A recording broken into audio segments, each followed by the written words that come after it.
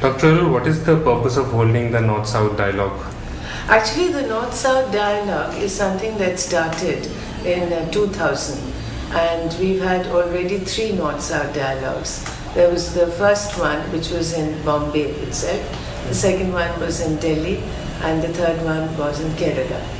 So this is the 4th one of the series. The main idea was really to show the more affluent countries that in the southern developing countries there were little and incremental bits of work that was happening, but it was worth listening to the voices of these people because they faced a lot of barriers, mainly systemic.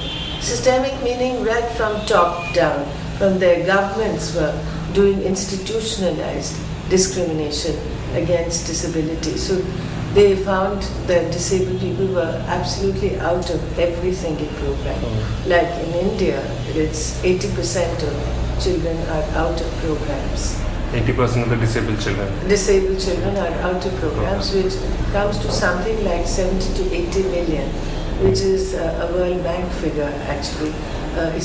We've got a seminal report which has been done by the World Bank and the Ministry of Social Justice together, collaborating, and there are nearly 70 to 80 million people in this country without any services. Okay. So how will the conference help in terms of bridging this gap? We hope that the country will become more alert and more aware that so many people from different countries have come to this international conference and they're discussing the marginalization, an acute one at that, in India. So we hope that that sort of thing makes them much more sensitive to the needs of people with disability. Yeah. And which are the countries? How many countries? And which There's a huge number of countries that are coming, nearly 22 countries now. And from the Western countries, there's UK, US, there's Germany, there's Australia, Canada. And from the southern countries, there are Mongolia, Tajikistan, Nepal, Bangladesh, all the poorer countries like Indonesia, Vietnam, Sri Lanka. These are the people, and of course, a lot of people from India itself.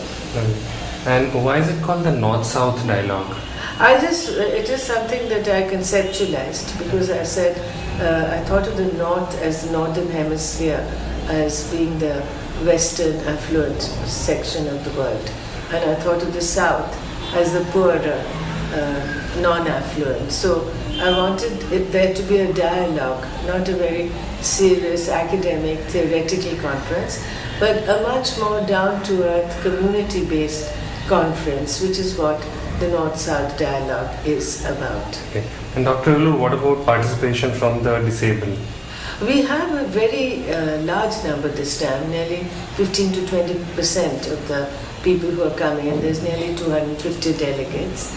And I've got all of them to be actually performing. I mean, they're reading papers, they're introducing guests, they're chairing sessions, they're singing, they're taking part in every single thing. There's a book reading going to be held, etc. And so in each session, on every day, there are disabled people who are going to be there. And tell us about the kind of oppression that is being faced by the disabled, especially in India, and what is ADAPT doing about it, and what is the people working in the disability sector doing about it? Very little, because each one is getting some grant from the government. So it's well known that there's a nexus, between government and the grantee. And so it's very difficult for them to question government policy. But fortunately, we don't take. Our money is private and it does not come from the government, although much of the land that we are on has been given to us for a small amount of money, like 1 rupee. But we don't actually, for our operations, take money from the government. So we are private, we raise our own funds. But I think that it is important to see that with 80% of people who are mainly in the social sector and who are below poverty level and who don't have a voice, who don't have a representation in parliament, who have no constituency. It is absolutely vital that their voices, their needs, their anxieties get heard.